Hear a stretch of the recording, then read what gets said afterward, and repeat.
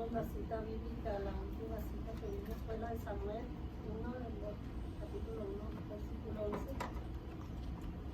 Oh, ok, entonces Cántico de Ana. hablamos una similitud entre el cántico de Ana y el cántico de la Virgen María. Y bueno, pues vamos a continuar. Estamos hablando acerca de la Virgen María. ¿Por qué? Porque en la iglesia se tiene en un lugar muy especial y debemos de saber que por ser la madre de Dios. Si Jesús es Dios, María es la madre de Dios. Por esa razón en la iglesia se tiene en un lugar tan especial, porque si hablamos de Lucas 1, 45 al 48, sí, ¿no? 42, 45. Al 45, hablamos de Lucas 1, 41 al 45, en el saludo de Isabel, y vemos cómo María, al saludarla, llena del Espíritu Santo a Isabel y al niño. Así que si los llenó, de ahí en adelante, tanto Juan como Isabel quedaron llenos del Espíritu Santo. Y por eso vemos a San Juan Bautista haciendo una misión tan importante, preparando el camino del Señor, y lo podemos ver, los que gusten profundizar un poquito más, en el Evangelio de San Lucas, capítulo 1, versículo 1, hasta el versículo 7. Es decir, el que guste profundizar cuál fue el trabajo especial de María al saludar a Isabel y quedar lleno del Espíritu Santo. En Marcos 1:1, al que guste profundizar un poquito más, para que miren el efecto que hace la visita de la Virgen María con Juan el Bautista. De Marcos 1:1 al 7, ahí verán la importancia de San Juan Bautista. Entonces, estos son los efectos, y el primer efecto que hace la Virgen María cuando se le presenta a Isabel. Y con eso vemos cómo es que Dios se engrandece en la Virgen María. Y ese momento tan especial, pues María lo quiere compartir con su familia, que viene siendo Isabel. Y cuando vemos ya en el cántico, cómo es que la Virgen María empieza a hacer un cántico. Si recuerdan, lo comparamos, hacer un recordatorio con el libro de Samuel, y tienen algo de similitud los dos cantos. Pero aquí encontramos la perfección en el cántico de la Virgen María que encontramos en 1:48, el cántico de la Virgen María. Si ustedes lo analizan, se darán cuenta cómo es que la Virgen María se inspira para decir: de hoy en adelante todas las generaciones dirán que soy feliz, o dirán que soy bienaventurado.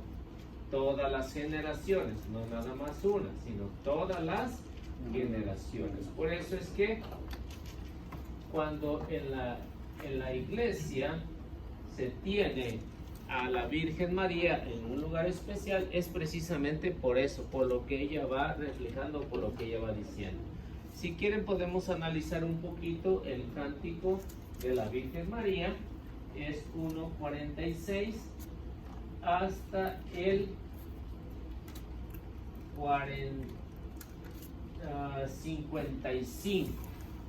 Ese es el cántico.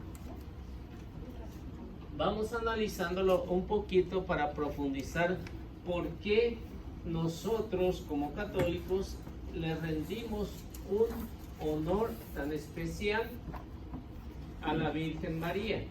Así que por eso es el gran respeto que tiene la iglesia y que tenemos nosotros.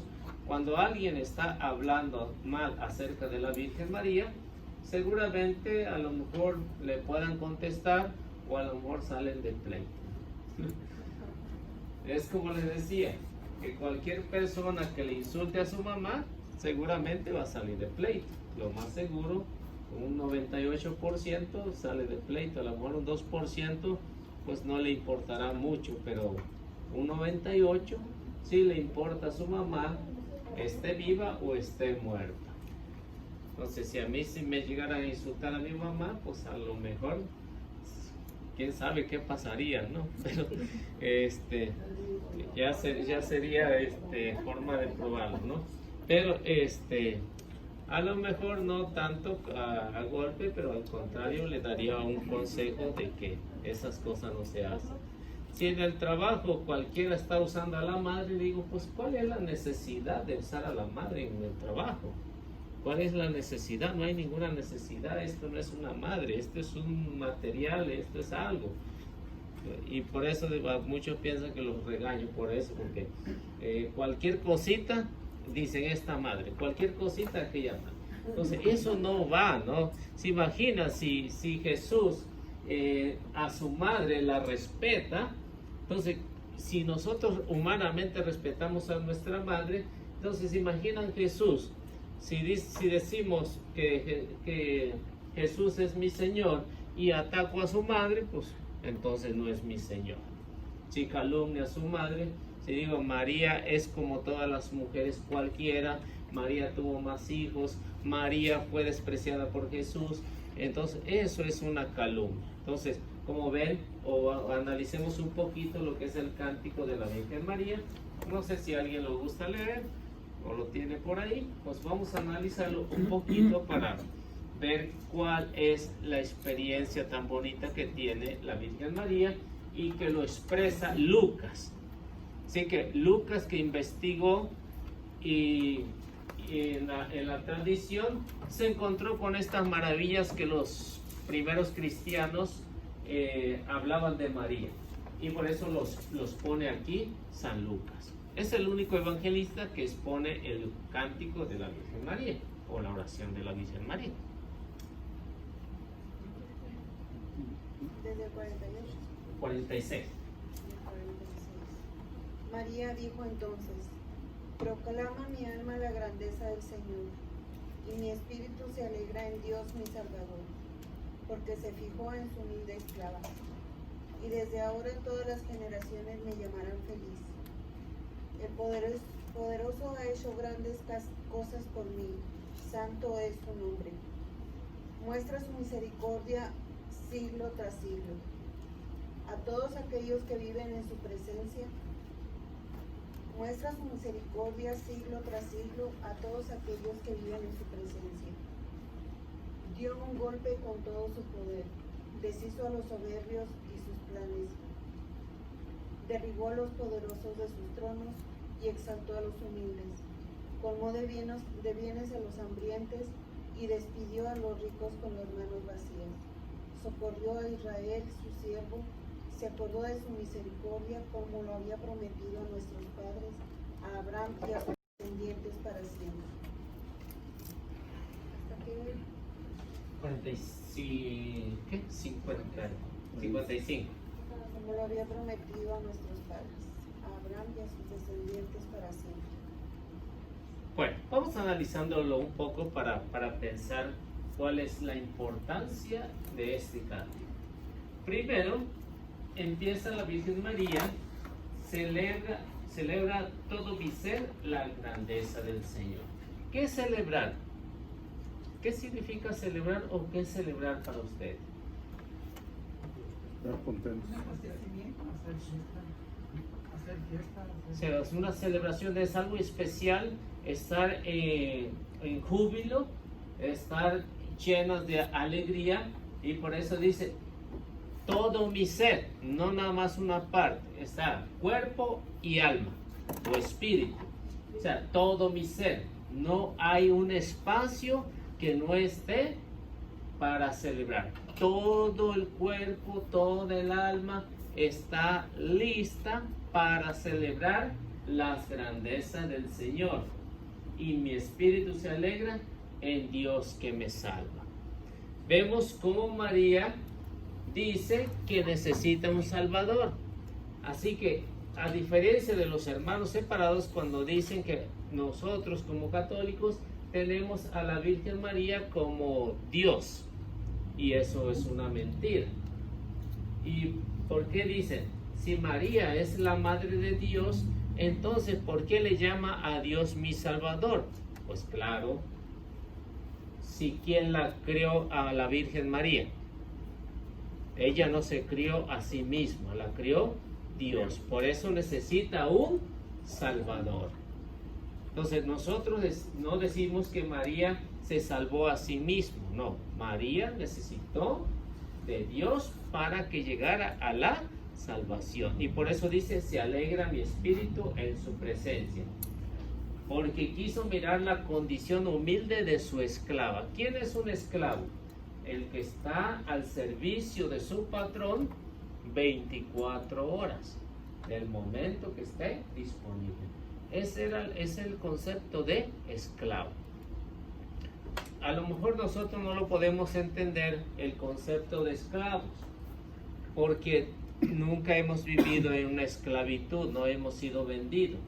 Pero en el tiempo de la Virgen María, esto era muy común. Personas que compraban al mismo ser humano para mantenerlos cautivos y que le estuvieran sirviendo las 24 horas. Es decir, que un esclavo tenía que estar siempre dispuesto. Por eso María se considera esclava del Señor. Por eso dice, por eso quiso mirar la condición humilde de su esclavo. Entonces, ese es un esclavo, el que es humilde. Pero hay esclavos que también son rebeldes, ¿no? También son rebeldes, y a lo mejor tampoco esclavos, sino también personas que viven en una libertad, pero que también son rebeldes. Hace tiempo alguien contaba una anécdota que es real de los hacendados allá en México. Dice que había un hacendado que todos los días iba a misa, todos los días. Y entonces uno de los trabajadores que no quería obedecer, pues le llamaba la atención, y bueno, y hasta que lo cansó y dijo: usted de balde va a misa todos los días y no se comporta. Y le dijo: pues dale gracias a Dios que voy a misa, si no ya te hubiera matado. ¿No? Entonces vemos que de algo sirve, ¿no? De algo sirve, si no ya lo hubiera eliminado, ¿no? Entonces, y eso que no era un esclavo, entonces una persona que es rebelde, ¿no? Es una persona que es rebelde, entonces que tiene que trabajar para ganarse su sueldo, pero hay unos que no quieren trabajar, pero quieren ganar el sueldo, entonces no quieren trabajar. Entonces, y vemos aquí en el caso de la Virgen María, que dice: yo soy la esclava del Señor. En adelante todas las generaciones dirán que soy feliz. No nada más la generación de ellas, dice todas las generaciones. Y cuando dice todas las generaciones, está diciendo que hasta el fin del mundo. No, ni uno más ni uno menos, hasta el fin del mundo. Dice, todas las generaciones dirán que soy feliz. ¿Pero dónde? Dentro de la iglesia de su Hijo. Fuera de la iglesia de su Hijo van a decir: María no es para todas las generaciones, o María no es para nosotros. Aunque muchos dirán que la respetan a la Virgen María, pero vemos de esa manera, no es así. Por eso dice: todas las generaciones dirán que soy feliz. Ya han pasado 21 siglos y que la iglesia, desde que Cristo la dejó hasta el día de hoy, María ha tenido un lugar especial en la iglesia. Y lo vemos en las primeras comunidades cristianas. Por ejemplo, si ustedes ven Hechos capítulo 1, versículo 14, ahí se darán cuenta la importancia de la Virgen María ahí, en Hechos 1:14.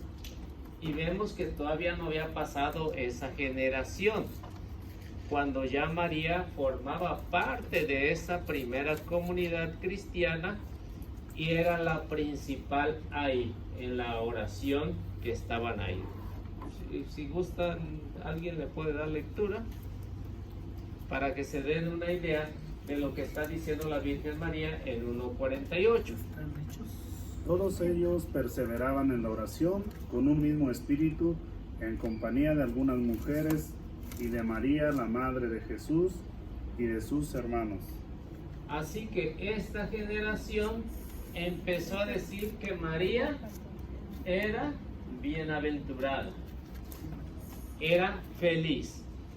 Y por eso vemos ahí en Hechos 1:14, dice que todos perseveraban en la oración, algunas mujeres, no dice que mujeres. No les interesa ahí a Lucas por el momento mencionar que mujeres, pero sí le interesa a Lucas decir quién era la mujer importante ahí, la Virgen María. Dice la madre de Jesús. Por eso es que aquí en 1:48 dice, todos dirán que soy bienaventurada o soy feliz. Así que la importancia de la iglesia. Ahora bien, dice, en verdad el poderoso hizo grandes cosas por mí. Reconozcan que santo es su nombre. O sea, que María está usando muchas veces la frase en verdad. Y vemos cómo Jesús muchas veces, por ejemplo, cuando habla de la Eucaristía, va a decir en verdad. ¿Quién le enseñó esa palabra a Jesús? María. La Virgen María. Y Jesús va a usar muchísimas veces en el Nuevo Testamento verdad, verdad, verdad, y lo va a repetir muchísimas veces. Y aquí vemos como la Virgen María dice, en verdad el poderoso ha hecho grandes cosas por mí. ¿Y cómo no? ¿Cómo no ha hecho grandes cosas por ella? ¿Por qué? Porque se imaginan que le mandó al ángel para decirle que estaba llena de gracia y que iba a ser la madre de su hijo. Grandes cosas. ¿Cuántas mujeres en ese tiempo se quedaban solteras, se quedaban vírgenes queriendo ser la madre del Señor? Muchísimas. Pero ¿a quién le tocó? A la Virgen María. Por eso dice, el poderoso ha hecho grandes cosas por mí. Reconozcan que santo es su nombre. Así que vemos la importancia de lo que está diciendo la Virgen María. Luego dice que sus favores alcanzan a todo el que teme y prosigue en sus hijos. Así, el que teme. ¿De un miedo? No, un temor. El que realmente teme ofender a María, a la madre del que dice que es su Señor y Salvador. Por eso dice, al que teme, sus favores alcanzan a todos los que le temen y prosigue en sus hijos. Es decir, que cuando enseñamos a los hijos a respetar a la Virgen María, seguramente la van a respetar. Y si no se aprende desde el hogar o no se enseñan a los hijos a respetar a la Virgen María, seguramente no la van a respetar. Y eso es lo que dice el versículo 50. Dice, su brazo llevó a cabo hechos heroicos, arruinó a los soberbios con sus maquinaciones. Es decir, que cualquiera que esté en contra de las enseñanzas de Jesús, en contra del respeto de la Virgen María, ¿qué es lo que va a pasar con eso? Dice, va a arruinar a los soberbios en sus maquinaciones.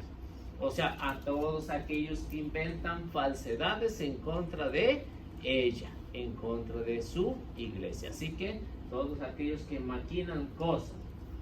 Sacó a los poderosos de sus tronos y puso en su lugar a los humildes.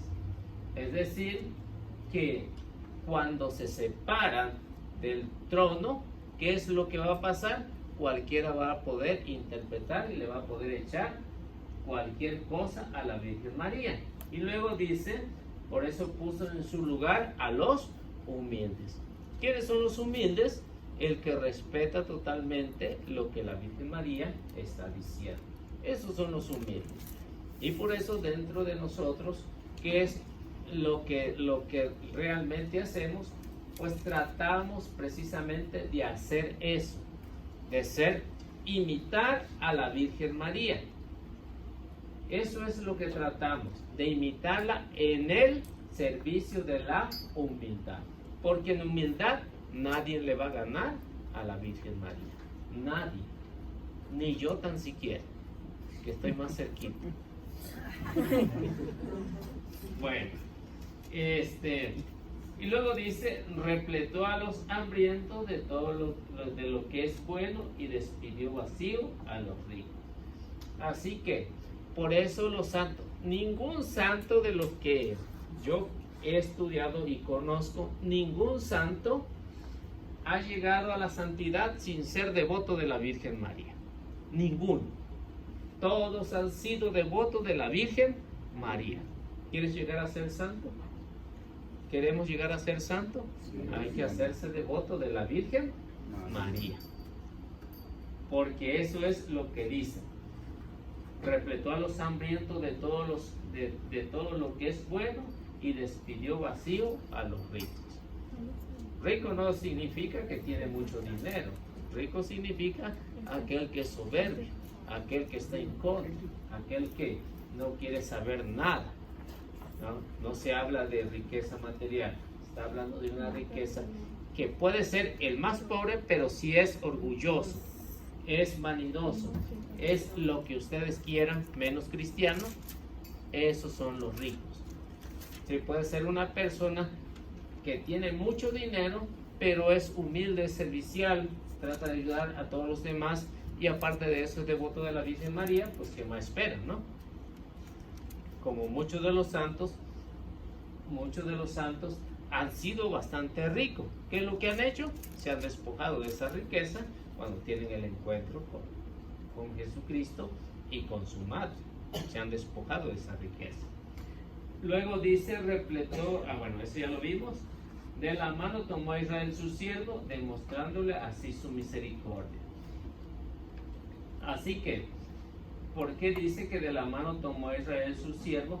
Pues precisamente porque de ahí surgió, o de ahí salió, ella, de Israel.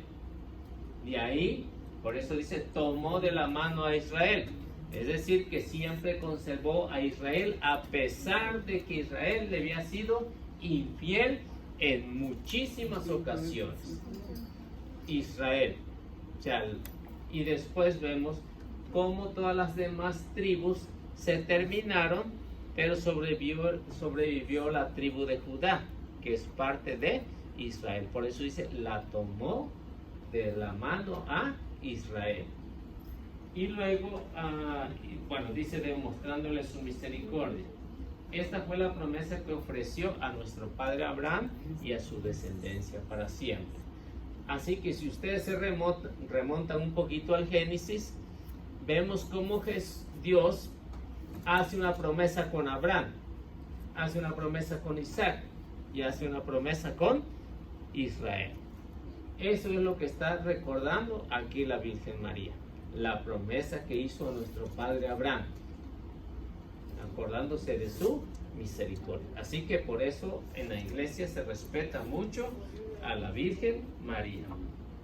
Y con justa razón se respeta, porque tiene un valor incalculable en la vida pública del Señor. ¿De qué manera? Pues vamos a ver el Evangelio de San Juan, capítulo 2, versículo 4.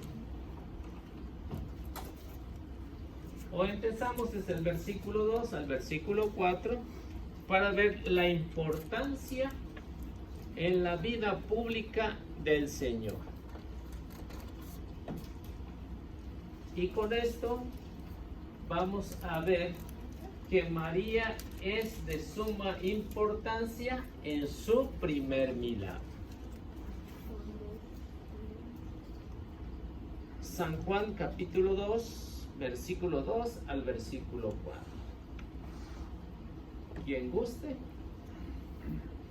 También fue invitado Jesús a la boda con sus discípulos.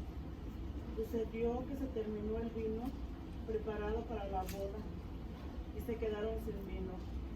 Entonces la madre de Jesús le dijo: no tienen vino. Jesús le respondió: ¿qué quieres de mí, mujer? Aún no ha llegado mi hora. Bueno, como ven, hecho importante en la vida pública del Señor. Dice que Jesús no había realizado ningún milagro hasta ahí. Ya tenía 30 años, ¿no? Y no había realizado ningún milagro. Pero dice que fue invitado a una boda. No dice cómo se llamaban los novios. No dice. Pero sí dice que también la madre del Señor fue invitada. Así que, o comparemos un poquito. Lo que vemos aquí es el inicio de la creación.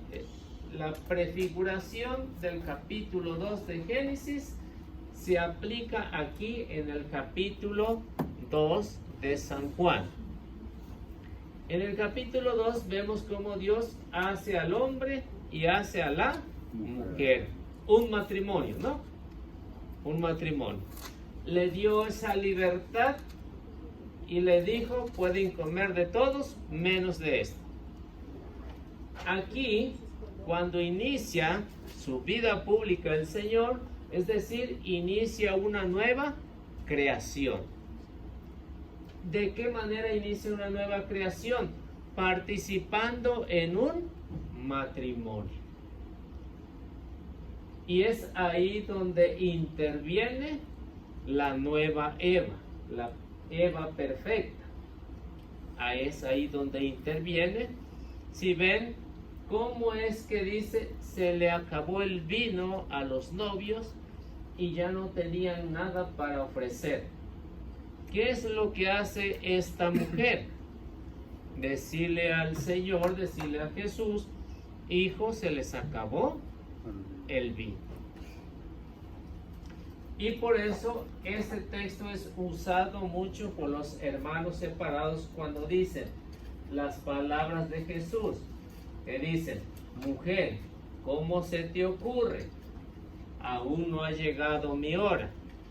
Según los hermanos separados, dicen que Jesús rechazó a su madre y no dijo: no lo puedo hacer, no quiero hacerlo. ¿Cómo se te ocurre, mujer? Aparte de eso le dice mujer. Pero si vemos teológicamente, la frase mujer se está refiriendo a Génesis 3:15. Por eso Jesús usa este título de mujer para expresar que lo que allá se decía se cumple aquí. Génesis 3:15 dice: haré enemistad entre ti y la mujer. Haré enemistad entre ti y la mujer. Jesús está usando ese mismo título aquí. ¿Cómo se te ocurre, mujer? ¿Cómo se te ocurre? Es decir, que es una pregunta lo que está haciendo ahí, ¿no? ¿Cómo se te ocurre? Así que dice: aún no ha llegado mi hora. Ahora, si Jesús hubiera despreciado a su madre, seguramente no hubiera hecho el milagro. Después en el versículo 5 en adelante vemos cómo dice: pues hagan lo que Él les diga, porque estaba convencida que su hijo iba a hacer el milagro. Es decir, que María fue partícipe de la alegría del matrimonio. Y en ese matrimonio, o el vino, para los judíos significaba alegría. Y ahora para el tiempo de hoy, pues también, ¿no? Así que el vino, vino, y ustedes saben, no es la cerveza, no es el alcohol. El vino era jugo de la uva, de la vid. Así que Muchos que me dicen, no, es que Jesús hizo vino en la boda, por eso yo tengo que tomar. Sí, pero tienes que tomar vino, no cerveza. Y tiene que ser de uva, no cualquiera, porque ahora que hay diferentes marcas, pues no. Sí que tiene que ser, pero tiene que tomar, no emborracharse. Por eso es que en la boda de Caná vemos cómo le dicen al novio, tú has servido el vino inferior primero y has dejado el bueno para el final. Entonces vemos la importancia de la Virgen María para que se realizara este milagro tan importante, y es por eso que la tenemos en un lugar tan especial en la iglesia. Bueno, ahí está la siguiente pregunta. Bueno, entonces debemos saber que Jesús sí le hizo caso a la Virgen María, aunque todavía no había llegado la hora, pero obedeció como un buen hijo. Y es el respeto más grande que se le dio o que Jesús le da a su madre cuando dice, mujer, ¿cómo se te ocurre? Es decir, hoy se cumple esta profecía que estaba en Génesis 3:15. Hoy se cumple. Haré enemistad entre ti y la mujer. Entonces vemos que se enlaza Génesis 3:15 con Juan 2:4. ¿Alguien gusta leer la otra pregunta?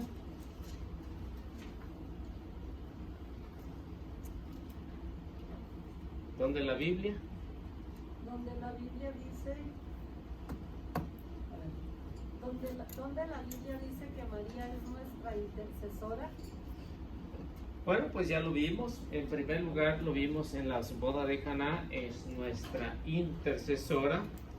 Allí vemos cómo es que Jesús obedece a su madre y se realiza el primer milagro. Si María no hubiera participado de este milagro, no hubiera sido ahí. Para hacerla quedar mal, no hubiera hecho el milagro, si Jesús no le hubiera obedecido. Entonces vemos cómo es que la Virgen María tiene mucho que ver aquí en intercesión, y precisamente por eso intercedió por la necesidad de este matrimonio. Ahora, ¿por qué María es nuestra madre? ¿O por qué en la iglesia nos han enseñado que María es nuestra madre? Todos sabemos que Jesús es nuestro hermano, ¿no? ¿Correcto? Todos sabemos que Jesús es nuestro hermano, nuestro Dios y Salvador. Todos lo sabemos. Ahora, si Jesús es nuestro hermano, Dios y Salvador, María, ¿qué viene siendo para nosotros? Nuestra madre. Nuestra madre. Por eso se tomó la molestia de dejárnoslas antes de morir. Y como no estábamos ahí presentes, pues tenía un representante, o teníamos un representante ahí, y ese era Juanito. Así que Juanito no estaba representando ahí. ¿Escuchó Juanito? Bueno. Juan capítulo 19, versículo 25 al 27. San Juan 19,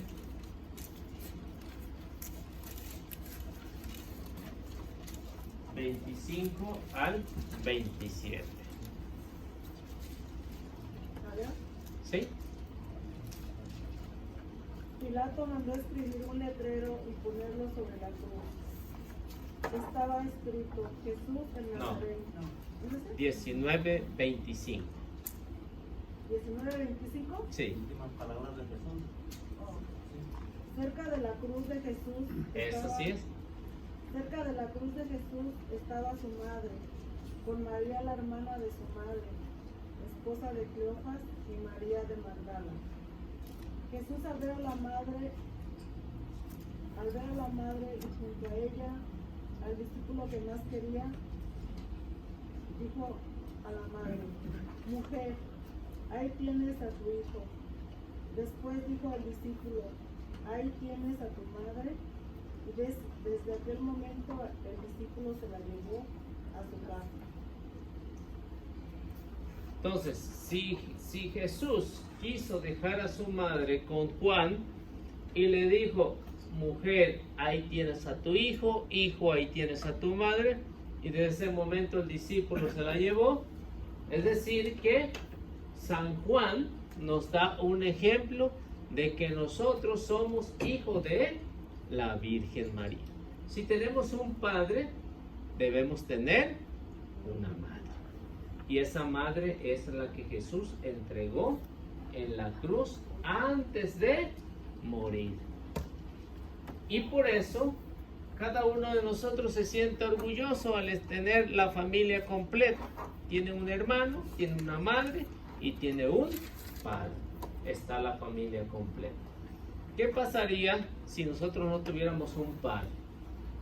¿Qué pasaría si nosotros no tuviéramos una madre o un hermano? Pues nuestra vida a lo mejor sería desdichada. Y por eso Jesús quiso aprovechar este momento en dejarnos a su madre. Y por eso le dice a San Juan: mujer, ahí tienes a tu hijo, hijo, ahí tienes a tu madre. Vemos que en esta ocasión vuelve a usar el título de mujer, porque ya ustedes saben, desde Génesis 3:15 está este título, y siempre a la Virgen María se le va a conocer con este título de mujer.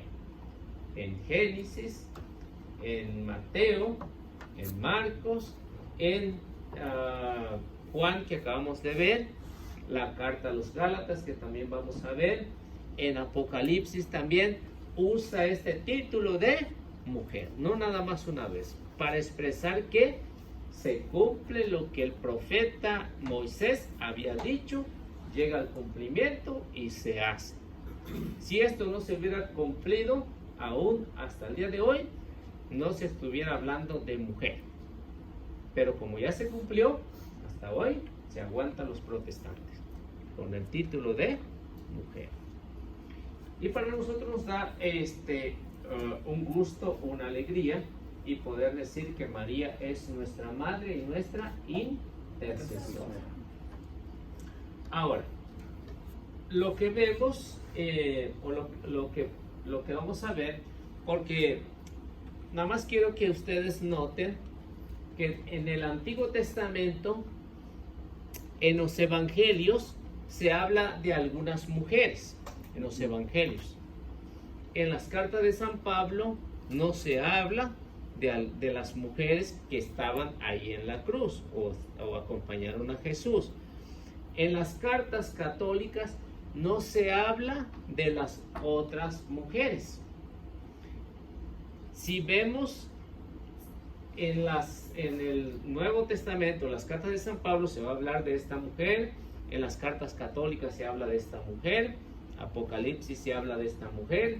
Salmo se habla de esta mujer. Entonces vemos que esta mujer la vamos a ver donde quiera en la Biblia, a esta mujer, que es la Virgen María. Ahora, si vemos en Apocalipsis capítulo 11, versículo 19, y luego vemos Apocalipsis 12:1, vamos a ver que nos va a hablar de esta mujer. Si esta mujer es de suma importancia para la iglesia, es de suma importancia también para las Sagradas Escrituras.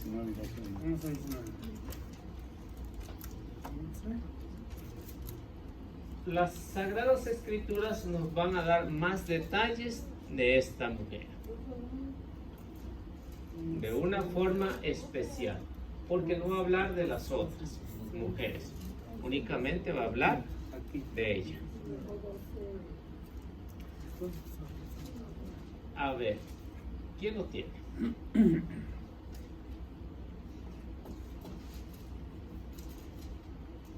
Entonces se abrió el santuario de Dios en el cielo y pudo verse el arca de la alianza de Dios dentro del santuario. Se produjeron relámpagos, fragor y truenos, un terremoto y una fuerte granizada. Amén. Vamos analizando esto. En ese momento se abrió el santuario de Dios. ¿Qué es el santuario de Dios? El cielo. El cielo, no el santuario de Dios. Y ahí apareció, dice, el arca de la alianza. Ahora, en el Antiguo Testamento, ¿qué contenía el arca de la alianza? Las tablas de la ley, el maná y el bastón de arma. Si saben, ¿no? ¿En qué parte de la Biblia está? Ahí sí ya no, ¿verdad? Vamos a ver. Bueno, entonces vemos lo que San Juan está proyectando en el éxtasis que está teniendo cuando tiene esta revelación. Se abrió el cielo y apareció el arca de la alianza.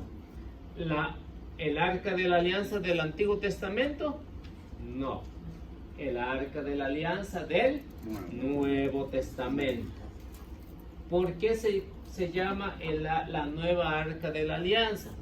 Precisamente porque en su vientre llevó esa palabra que es verbo. Lo que Juan 1:1 nos va a decir. En el principio era el verbo y el verbo estaba con Dios y el verbo era Dios. Es decir, la palabra estaba con Dios. En algunas Biblias, o no sé si la Jerusalén o alguna otra, va a decir la palabra. Lo va a referir como palabra. Pero verbo y palabra son sinónimos. Así que dice San Juan, se abrió la nueva arca de la alianza. ¿Quién es? La Virgen María. Es la nueva arca de la alianza.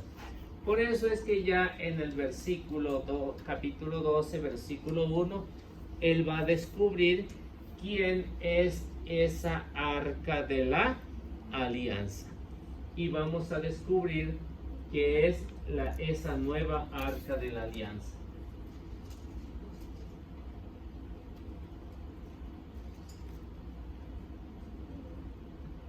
¿Qué dice? Apareció en el cielo una señal grandiosa, una mujer vestida de sol, con la luna bajo sus pies y una corona de 2 estrellas sobre su cabeza. Léale el 2. Está embarazada y grita de dolor, porque le ha llegado la hora de dar a luz. Bien.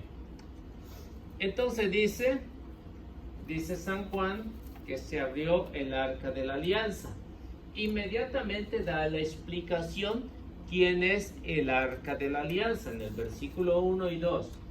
Dice, apareció en el cielo una señal grandiosa. ¿Quién? Una mujer. ¿Quién es esa mujer? La Virgen María. Apareció vestida del sol. Ahora, vestida del sol. Es decir, que cuando se habla de sol, significa Jesús. El sol, y esto lo explica San Lucas, el sol que nos visita de lo alto. Déjenme ver si en San Lucas, para que se den una idea, dice vestida del sol con la luna bajo sus pies. Así que San Lucas nos los va a decir un poquito o más claro. San Lucas.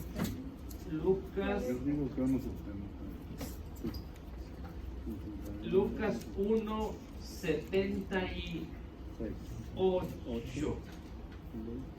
78. Lucas 1:78. Y ahí vemos por qué María está vestida del sol.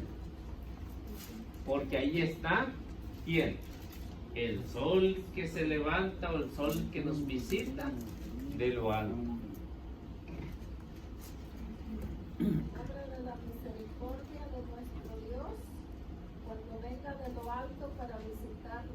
al sol naciente. ¿Sí? ¿Sí escucharon todos? ¿Cómo está el asunto? Entonces, por eso es que San Juan está haciendo una referencia porque esa mujer está vestida de sol. ¿Por qué? Porque ahí está ¿quién? El sol que nos visita de lo alto. Por eso dice, esta mujer está vestida de sol con la luna bajo sus pies y una corona de 12 estrellas. Está embarazada. Es decir, que San Juan está recurriendo a lo que está explicando o está hablando en el versículo 17. Si lo comparan, dice, esta mujer está embarazada. Y por eso dice, el arca de la alianza, ¿a quién lleva? A Jesús. Por eso dice, está embarazada. Para referirse a la Virgen María. Porque dice, está embarazada y grita de dolor porque llegó su tiempo de dar a luz. Así que, como ven, esa nueva arca de la alianza es la Virgen María. Para que nos demos una idea de lo que la iglesia ha proclamado desde el tiempo de San Juan, tiempo de San Lucas, hasta el tiempo de hoy, para explicarnos la importancia de la Virgen María. Ahora, si vemos cómo San Pablo la describe, pues hablemos un poquito para ver que para San Pablo también la Virgen María era importante. Gálatas capítulo 4, versículo 4. Versículo 4, para que no se les olvide. San Pablo nos va a describir de una manera tan especial que María no llegó antes ni llegó después. Llegó en el tiempo fijado de Dios. En el tiempo fijado de Dios.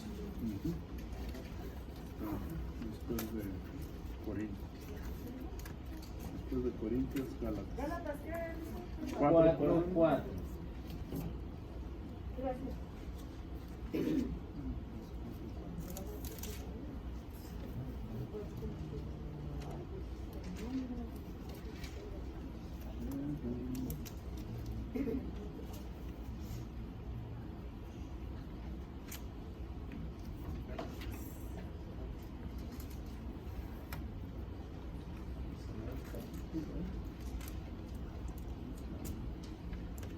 ¿Qué dice? Pero cuando llegó la plenitud de los tiempos, Dios envió a su Hijo, que nació de mujer y fue sometido a la ley. Primero, ¿qué es lo que dice San Pablo? Cuando llegó la plenitud de los tiempos, es decir, el tiempo fijado por Dios. María no llegó antes, tampoco llegó después. Llegó en el momento exacto cuando Dios dijo, se ha cumplido todo. En la plenitud de los tiempos. Dios envió a su Hijo, nacido ¿de quién? De mujer. De mujer. O sea, que siempre van a hacer referencia a lo de Génesis 3:15. Todos los textos, si ustedes ven, conectan con eso. Todos los textos bíblicos que hablan de la mujer se van a conectar a la Virgen María, a ninguna otra más. Y así, si ustedes notan, todos esos pasajes de las Sagradas Escrituras van yendo todos a la Virgen María. No hay una desconexión ahí. Ahora, si vemos, por ejemplo, Hebreos capítulo 2, versículo 11 y 12.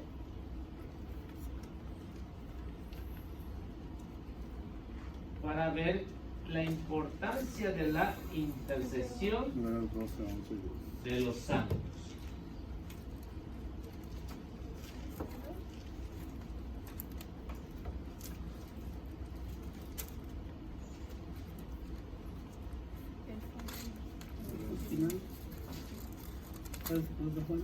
Hebreos 11 y 12. Está después de 2, 11 Después al de 12. Filipenses y antes de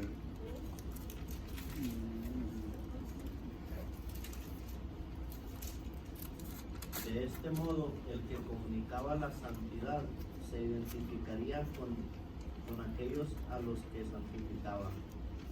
Por eso él no se avergüenza de llamarnos hermanos, cuando dice: Señor, yo anunciaré tu nombre a mis hermanos, te celebraré en medio de la asamblea.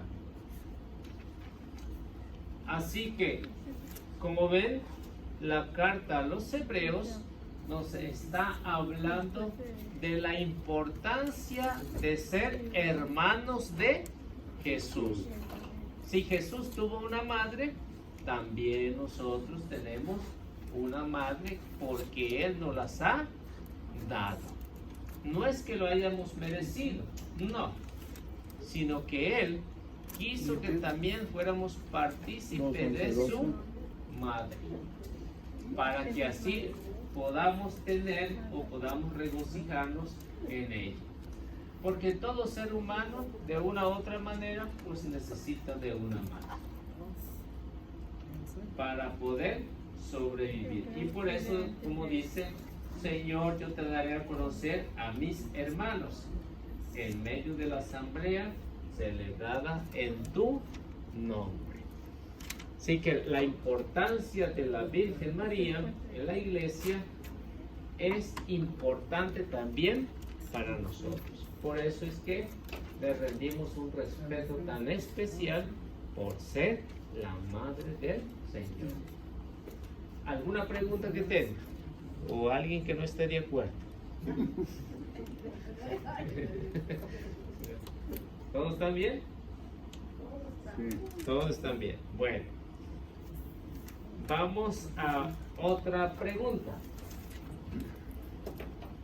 Así que con esto terminamos lo importante de la Virgen María en la iglesia. Vamos con otra pregunta que es 8:47. Hebreos 8:47. No, la pregunta. No. La pregunta 8:47. ¿La masonería es un grupo protestante? Bueno, no sé qué tanto conocen ustedes de la masonería. ¿Poquito, nada, mucho? Poquito.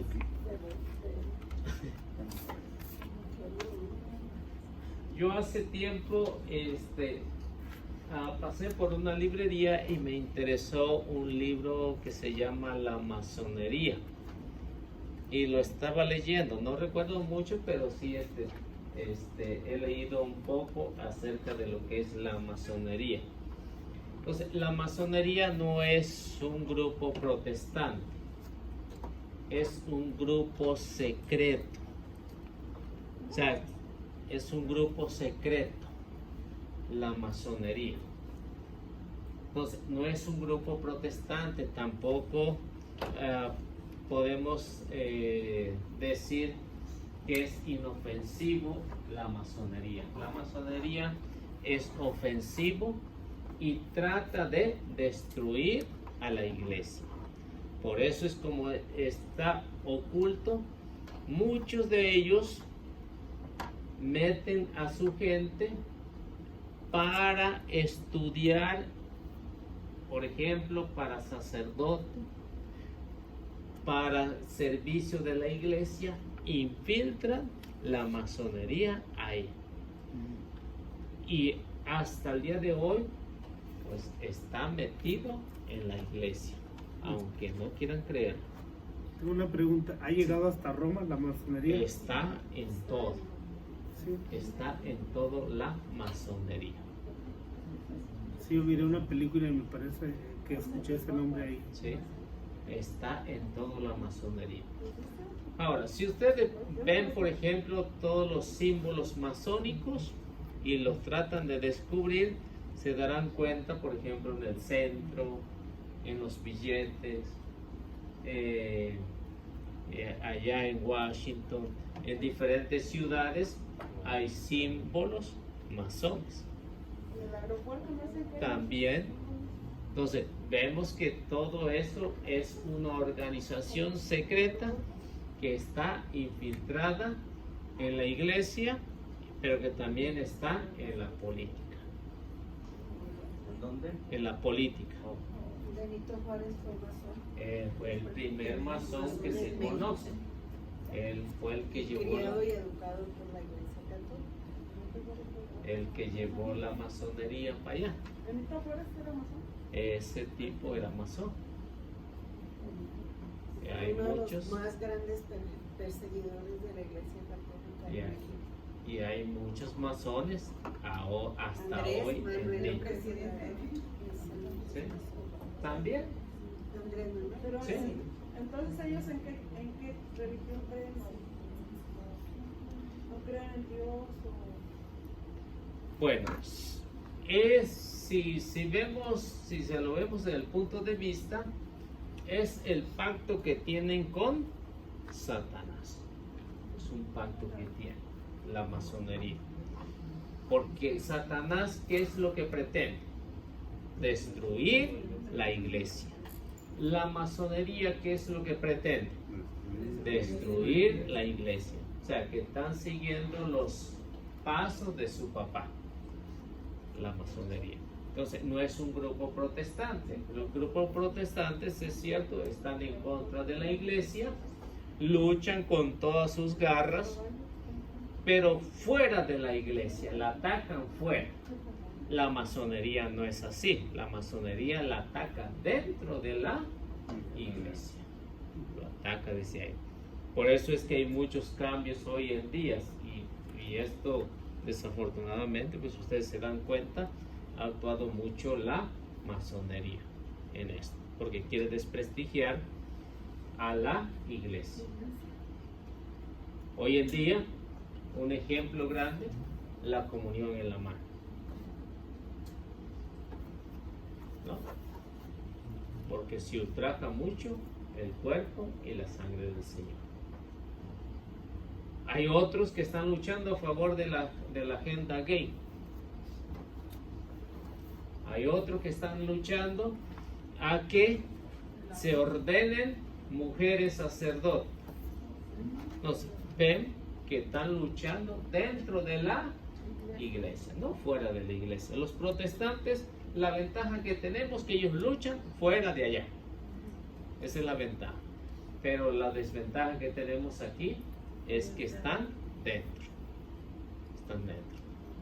Es como un parásito dentro de nuestro cuerpo. Si ese parásito estuviera en otro cuerpo, yo no tendría ningún problema, ¿no? Pero si lo tengo dentro de mi cuerpo, ahí sí me preocupa. ¿Cómo debo de eliminarlo?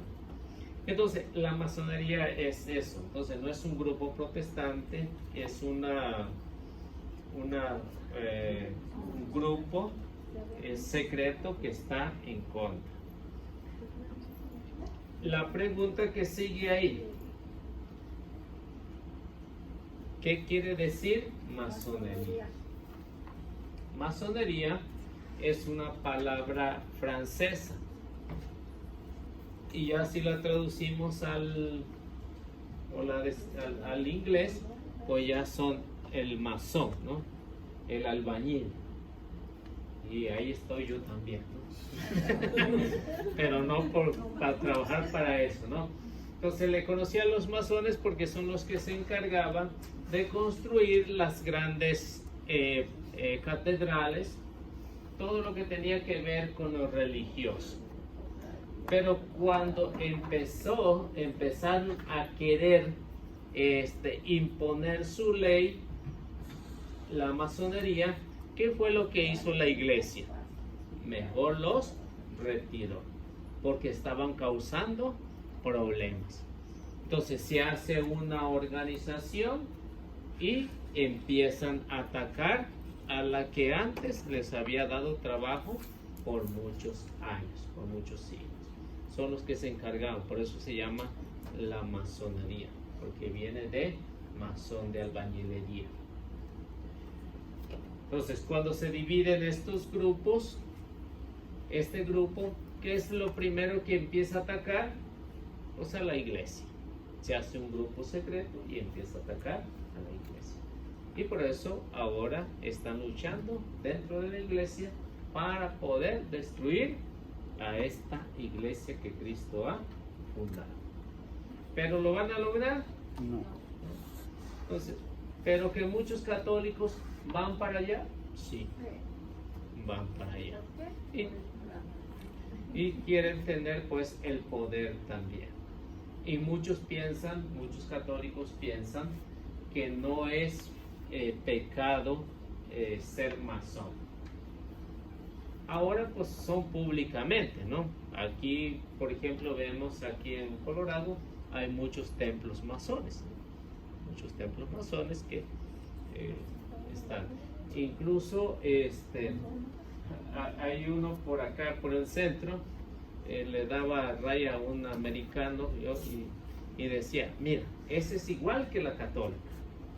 Decía, todo tiene. Entonces, vemos que a veces un católico no sabe distinguir entre lo que es un masón y lo que es la iglesia. Hay estas grandes dificultades. Pero tenemos que saber que todo esto es obra de Satanás. Ellos tienen sus sacerdotes allí. O sea, no se le conoce como sacerdote, pero sí tienen o hacen sacrificio para el... Es que los hacen en los últimos niveles, es cuando ya se declaran que hacen los sacrificios a Satanás. Por eso muchos se confunden, porque en los primeros niveles ellos creen que está correcto, no se dan cuenta que están avanzando hacia los niveles más altos, que es donde veras se hacen sacrificios a Satanás. Por eso es que se confunden tanto, porque los primeros niveles, aunque creen que nomás es una organización de...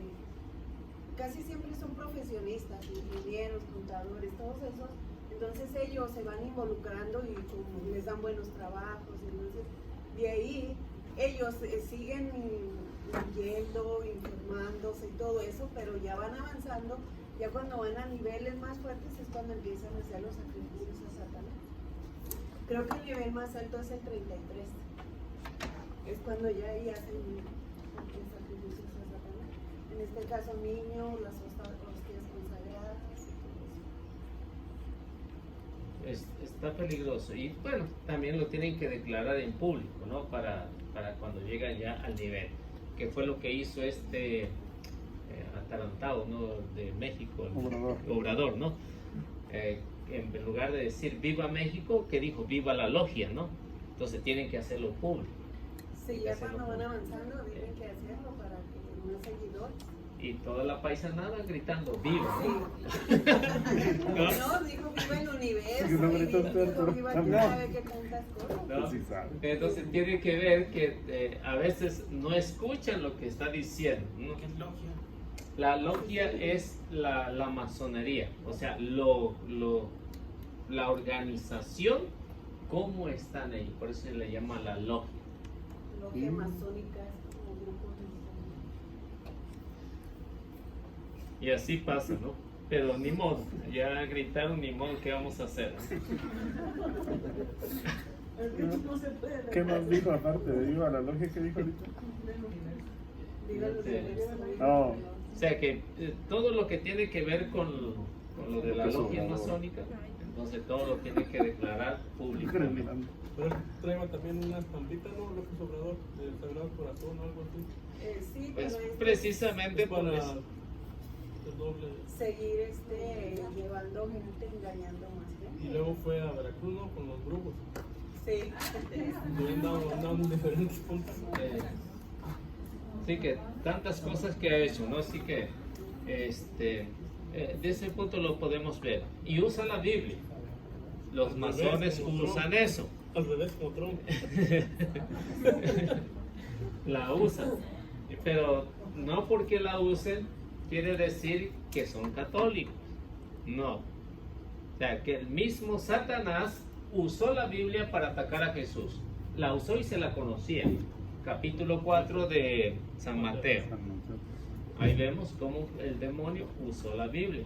Lo mismo que cualquiera de los que usan la Biblia, que pertenecen a la logia, Pues también es que la usan. hay sacerdotes masónicos. Sí. Hay de Atacan todos. al Sí, desde Papa, dentro. pero Desde dentro también al atacan Papa dicen que es masón. Sí, muchos sacerdotes son católicos y ya se atacan a la iglesia desde adentro. Ese es el... Bueno, sigue la siguiente pregunta. Dice, ¿está permitido que un católico pertenezca a la masonería? No, está prohibido. Y todo el que pertenece a la masonería está excomulgado.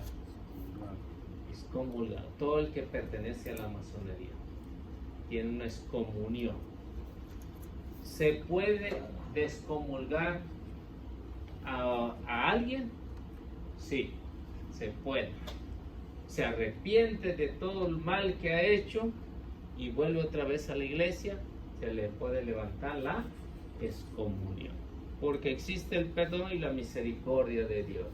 Si no se arrepiente, hay muchos ex-masones que se han arrepentido de todo lo malo que han hecho, y es por eso que se sabe lo que ellos están haciendo allá. Por los que se han salido han tenido ese arrepentimiento. Pero también deben saber que muchos han perdido la vida cuando se salen de ahí. O sea, los matan. Deben saber. Pero ya dependiendo de qué tipo de grado tiene. Por eso es que no quieren que se sepa qué más hay a profundidad allá. Y los silencian. Hace tiempo salió uno que lo encontraron colgado, bueno, era italiano, lo encontraron colgado de un puente con un ladrillo. Un ladrillo para decir, pues era masón y se retiró, y por eso hay que eliminarlo. Se conoce cuando los corren con un ladrillo. Sí. Está con un block, no. No es lo mismo. Bueno, entonces por eso es que un católico no debe de pertenecer a la masonería. Está estipulado en el derecho canónico 1374, que dice que nadie, ningún católico debe de pertenecer a esta logia masónica. El derecho canónico, sí saben qué es el derecho canónico, ¿verdad? ¿Sí o no? No saben qué es el derecho canónico. El derecho canónico son las leyes de la iglesia, lo que se puede hacer y lo que no se puede hacer. Ese es el derecho canónico. Son como las leyes civiles. Son como las leyes civiles. Está por artículos, ¿no? Cada artículo va explicando qué es lo que se debe de hacer. Y explica ahí en el derecho canónico cuáles son, por eso se llama derecho. ¿Cuáles son los derechos de cualquier católico? ¿Qué es lo que puede hacer? Y por eso se llama derecho canónico. Son las leyes de la iglesia. ¿Hasta cuándo una persona se debe de excomulgar? ¿Hasta cuándo una persona puede servir? ¿O hasta dónde un laico, cuáles son sus derechos? Ahí lo explica en el derecho canónico. Porque hay unos laicos que quieren ser casi como el sacerdote, ¿no? Entonces el derecho canónico ahí se topan, dicen, no, esto es así, así y así. Así que entonces el derecho canónico es el catecismo de la iglesia y No. son tres. no, el derecho canónico son las leyes de la iglesia. Y el catecismo El catecismo son las normas o la explicación de la doctrina de la Y iglesia. el otro que mencionan, el Lumen Gentium. Eso es lo que es del Vaticano II, los concilios. Son los concilios. Todos los concilios, pues cada uno tiene su... Y lo que encontramos ahí en el Vaticano II, pues son todos esos de Vermont, Lumen Gentium, ya no me acuerdo de los otros, pero son, sí, son los apartados, si le podemos llamar de esa manera, que están en el Concilio Vaticano II. Así que el derecho canónico es nada más, son las leyes con que rigen. ¿Qué es lo que un sacerdote tiene permitido hacer y qué es lo que no tiene permitido hacer?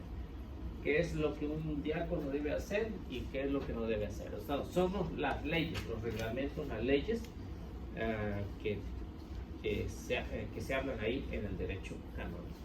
Y por eso aquí en el artículo numeral 1374 explica que un católico no debe estar metido ahí en la masonería. 1374. Entonces, todo eso, todos los que pertenecen están excomulgados. Ahora, alguien podría decir, ¿y cómo van a saber si alguien está en la masonería? Si nadie dice nada. Entonces, por ejemplo, si yo estuviera metido ahí, yo les doy clase a ustedes, ¿no? Hago mi vida normal, pero... Después se va a los secretos. Exacto.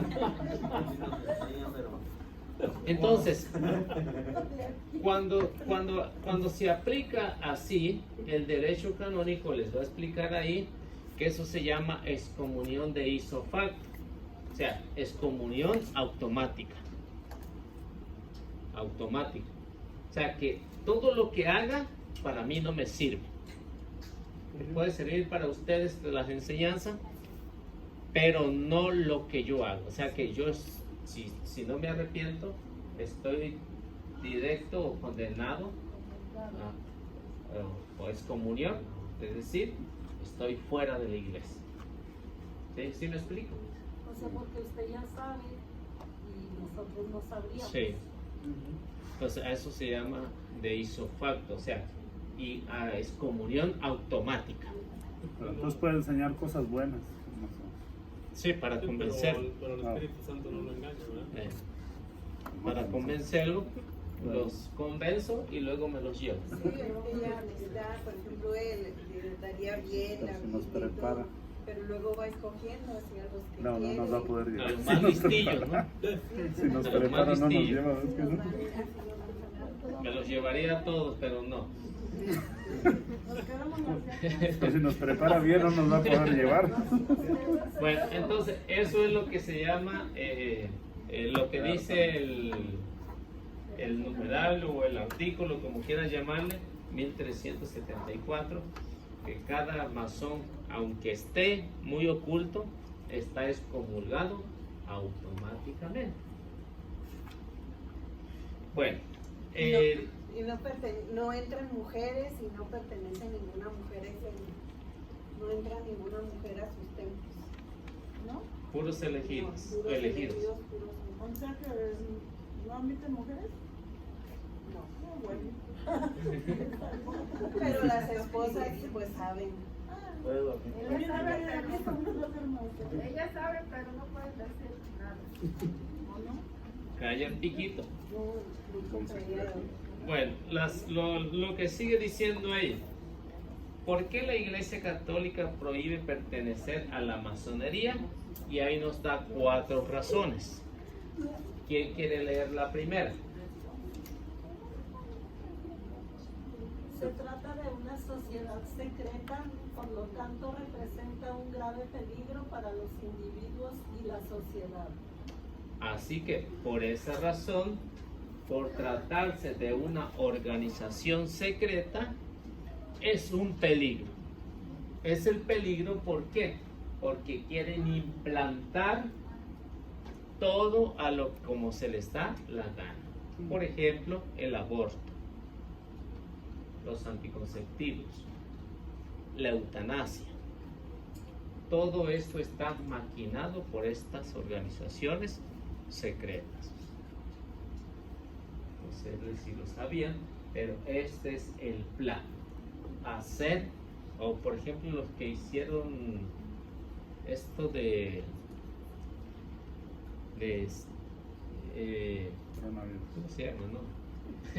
Pues a lo mejor están metidos también.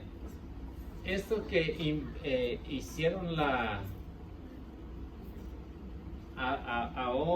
implantaron a los, ¿cómo se le llama a estos individuos? A seres que no envejecen, que no se enferman, ¿no? Entonces están tratando de modificar todo, ¿no? Es la modificación. O algo así, ya no me acuerdo cómo se le llama. Sí. Entonces, todo esto que va en contra de las enseñanzas que tiene que ser naturalmente, lo están haciendo de otra manera. Y esto se ve donde quiera. O los que, como para que inseminación, Pues sí, es una inseminación artificial. Sí, todo eso, todo lo que tiene que ver y que va en contra, ¿no? Por ejemplo, los que quieren poner un chip, entonces tiene que estar controlado. Entonces, todas estas organizaciones secretas se habla de la masonería. O sea, y de ahí pues podemos hablar de los templarios, de otros grupos que también, Illuminati. Entonces hay grupos que todos tienen la misma finalidad, que salieron de ahí mismo de la masonería. Entonces por esta razón. Y si ustedes ven, por ejemplo, el Papa León XIII, en su encíclica Humanum Genuns, atacó mucho a la masonería en esa encíclica. Y por eso decía, la masonería se ha metido a la iglesia. Entonces, y para erradicarla, pues está un poquito complicado ya, porque la dejaron que avanzara muchísimo. Pero hay que seguir luchando en contra de eso. El siguiente número. Rechaza toda religión sobrenatural, la revelación, la Biblia, los dogmas de fe, los misterios, etc. Así que, mientras tratan de convencer a las personas, aceptan todo esto. Cuando ya están metidos, ahora sí, tienes que rechazarlo todo. Tienes que rechazar a la iglesia, tienes que rechazar la Biblia, tienes que rechazar todo lo que tiene que ver con Dios. Todo lo que tiene que ver con la iglesia. Entonces, ese es, y por eso es un lavado de cerebro que hacen cuando están ya metidos ahí. Y tienen que luchar y tienen que hacer lo que les digo. Número 3. Se preocupa esencialmente por los intereses de sus miembros, colocándolos en puestos claves y corriendo el peligro así de cometer muchas injusticias. Así que se dan cuenta que esto está en los políticos, está en las grandes organizaciones, por eso se preocupan nada más de su propia gente. A él no les importa qué es lo que está sucediendo con los pobres, porque para ellos es un estorbo los pobres en la masonería. Pero son gentes que tienen dinero, gente que las pueden porque tienen el poder, y por eso tratan de eliminar a todos los pobres, porque dicen es una carga para los gobiernos. Los viejitos y los discapacitados, todos esos. Por eso tratan de eliminarlos a todos. Pues podríamos decir, ¿no?, que también están detrás de todo esto. Así que esto es lo que pretenden ellos. Número 4. se oponen a la iglesia y a todo tipo de organización que no acepte seguir sus lineamientos. Entonces, como ven, entonces se oponen a la iglesia. La iglesia dice la muerte natural, nada de matarlos, muerte natural. ¿Qué dicen ellos? Hay que matarlos porque ya no tienen, son una carga pública. Ahora, si no han nacido, ¿qué es lo que dicen todos estos tipos? Eso no es un ser humano, todavía no se ha formado, son células nada más, son células. Hay que matarlos antes que nazcan. Entonces, para la iglesia, ¿qué es lo que dice? La iglesia dice desde el momento de la concepción es un ser humano. Desde el momento de la concepción. ¿Por qué? Porque ya está formado. Ya es un ser humano definido. Entonces, ¿qué dice de esto? No es un ser humano. Entonces, ¿qué es? ¿Una bicicleta? ¿Un carrito? ¿No? Entonces, si es un ser humano desde el momento de la concepción, o se hace, o se va a hacer un ser humano, es un ser humano, ¿no? Es decir, ¿este es un libro o parece un libro? Es un libro. Es un libro. Entonces, esos son un ser humano, no parece un ser humano, es un ser humano. Pero para todos estos tipos que están maquinando todo esto, dice, quieren llevar la contraria a la iglesia. ¿Y quién es los protestantes o los masones que hablan de que el Papa es masón? Los protestantes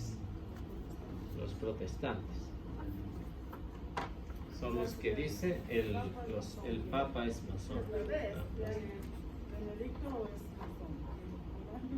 De todos los protestantes. Que la masonería está también en la iglesia, o sea, ya no sabemos. Por ejemplo, ahora con los sacerdotes, si a un sacerdote empieza a explicar, empieza a hablar de todo esto, ¿qué es lo que pasa? Lo silencia, lo calla, ¿no?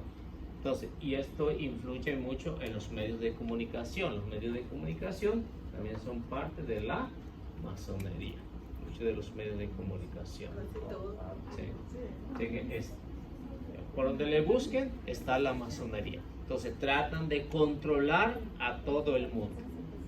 Entonces, y a lo mejor algún día lo llegan a controlar, ¿no? Porque si ustedes se dan cuenta, están usando algo semejante con lo que usó Roma en aquellos años, que Roma controló a todo el mundo de aquellos años, menos a los cristianos, los controló. Y por eso el Apocalipsis nos va a decir el que reciba una marca en la mano derecha o en la frente está libre de vender y hacer lo que se le dé la gana, ¿no? Tiene que ponerse una marca. Así que controló. Pero cuando estuvieron los cristianos dijeron no. ¿Y qué fueron qué hicieron los cristianos? Tuvieron que dar la vida. A lo mejor en algún tiempo no muy lejano lo podamos tener si Dios quiere. ¿La marca? ¿No? Tenemos que dar la La vida. vida.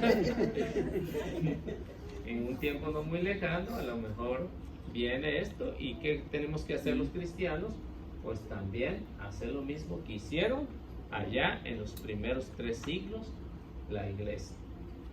Aunque algunos se van a dejar poner esa marquita, poner un chip, ¿no?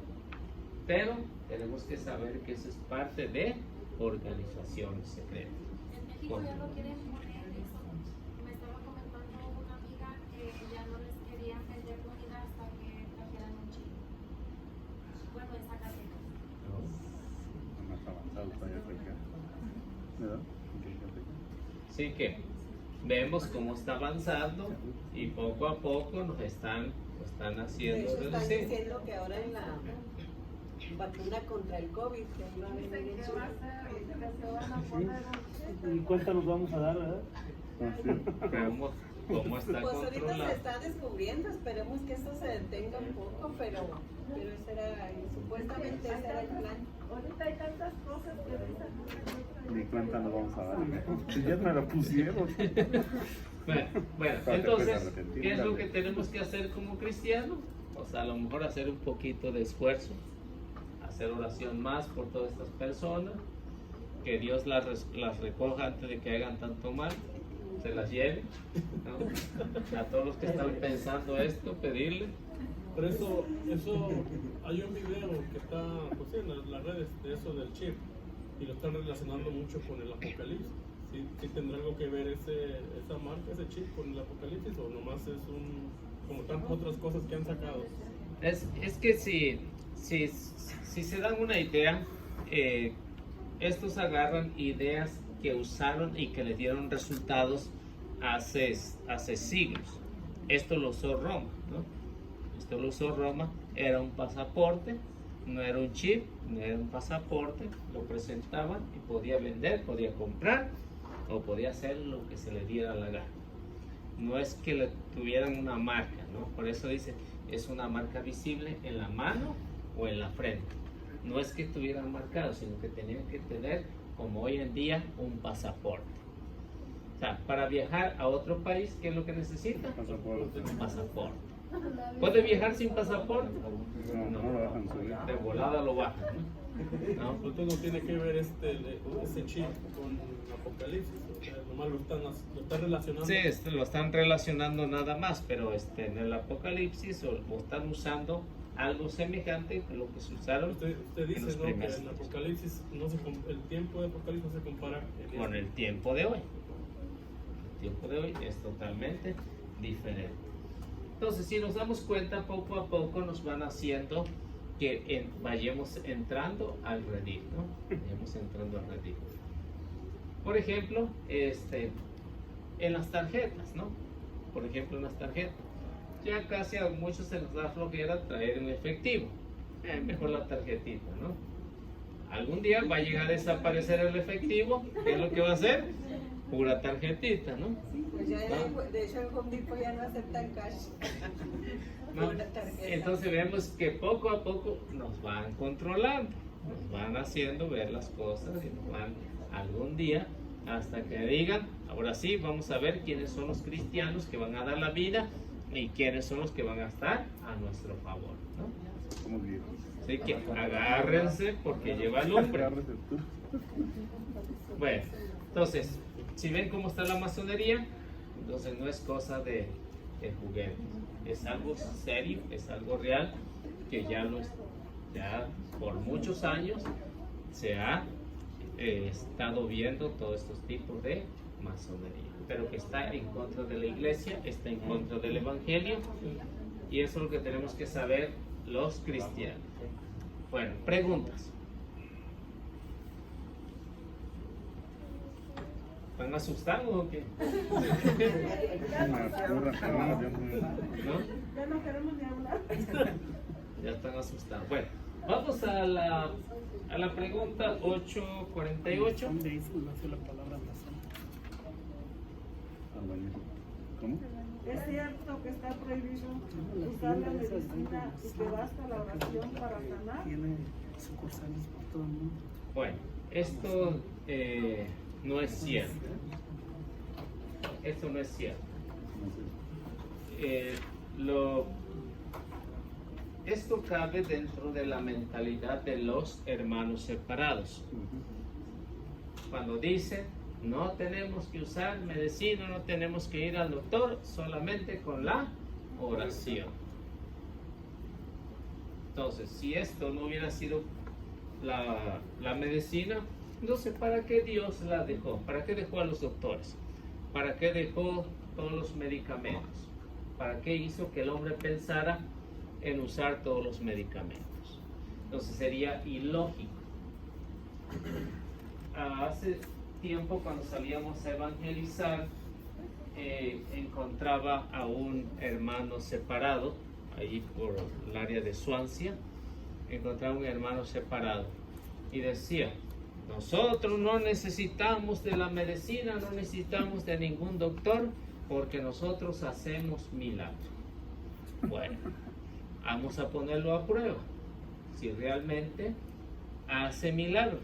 Digo, hermano, vamos al hospital aquí de Denver, a ver si es cierto que hace muchos milagros. Si realmente hace muchos milagros, ahorita vamos a sacar todas las personas que están ahí internadas en el hospital. ¿Qué hizo el sinvergüenza? No quiso ir, ¿no?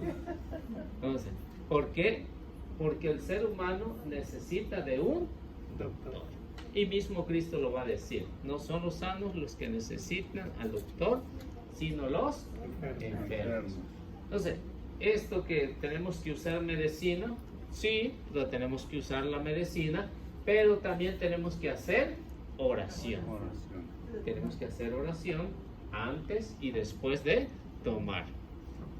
Antes, porque si no es la que nos van a dar que sea la adecuada y nos vaya a mandar para el otro barrio, mejor hay que hacer oración antes. Y después... No vaya a ser que esté chip. Entonces, por eso, en la Biblia esto no es cierto. No encontramos en ninguna parte que nos diga no vayan al doctor. Al contrario, tanto en el Antiguo Testamento como en el Nuevo Testamento nos recomiendan ir al doctor.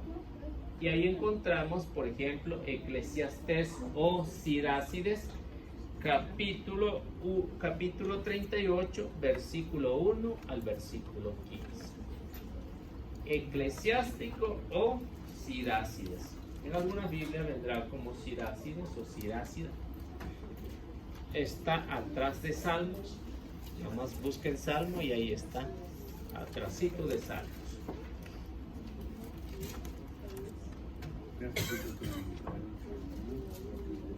Capítulo 38, versículo 1 al versículo 15.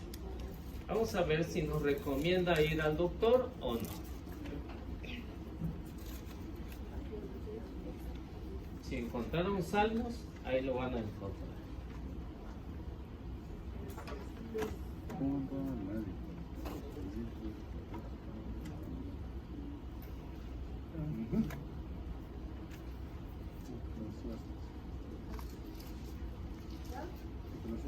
¿Quién lo tiene?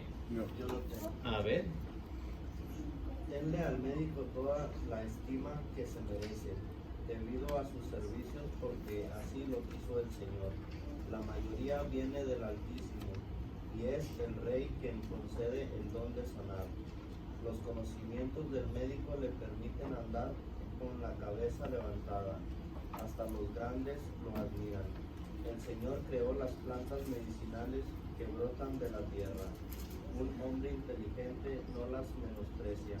Acuérdate de aquella madera que endulzó las aguas amargas, y con eso el Señor dio a conocer su poder.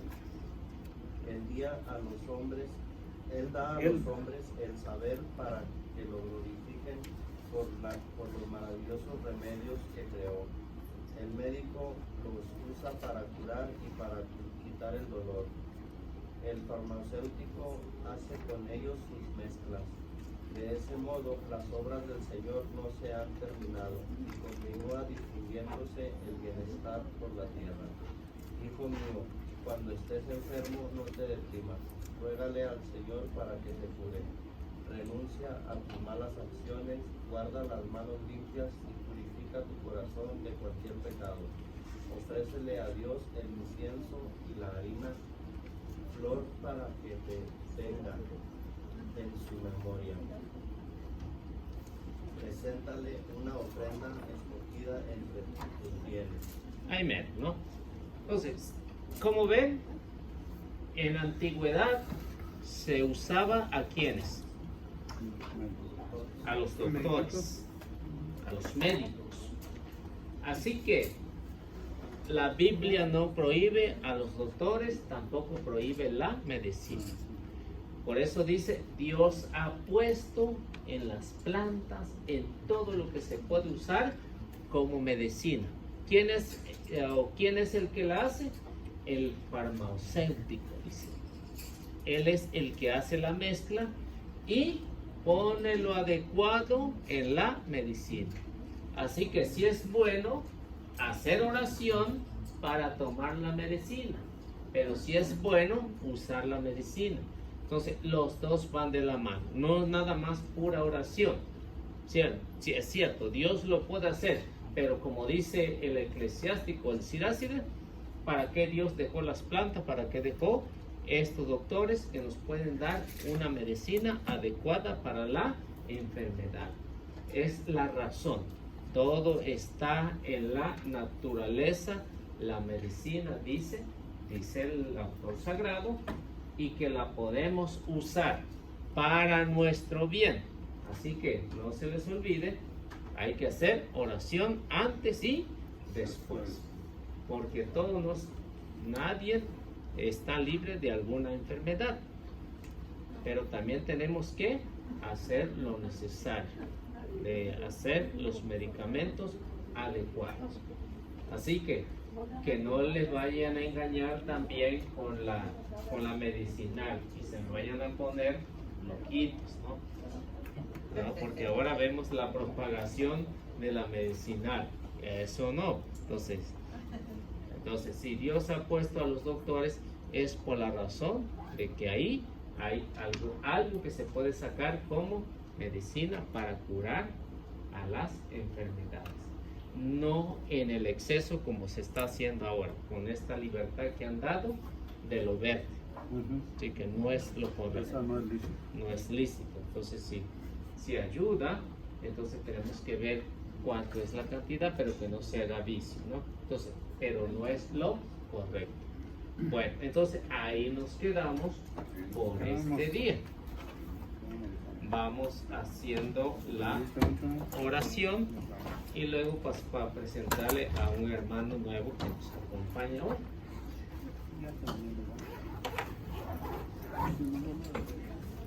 Pues vamos haciendo la oración ahí, pues, en el nombre del Padre, del Hijo y del Espíritu Santo. Gracias, Señor, por darnos esta oportunidad de podernos reunir hoy en este día. Te agradezco por cada uno de estos hermanos que se pudieron reunir y que todo lo que hayamos aprendido hoy lo podamos disfrutar en nuestra vida y lo podamos transmitir. Bendícenos y fortalécenos en los momentos difíciles para que sigas alentando a tu iglesia en todas las dificultades.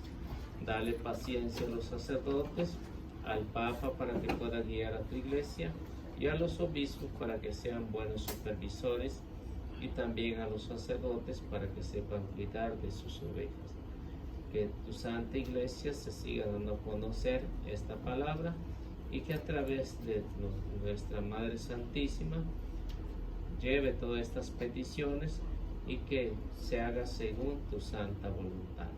Todo esto te lo pedimos en el nombre del Padre, del Hijo y del Espíritu Santo. Amén. Bueno.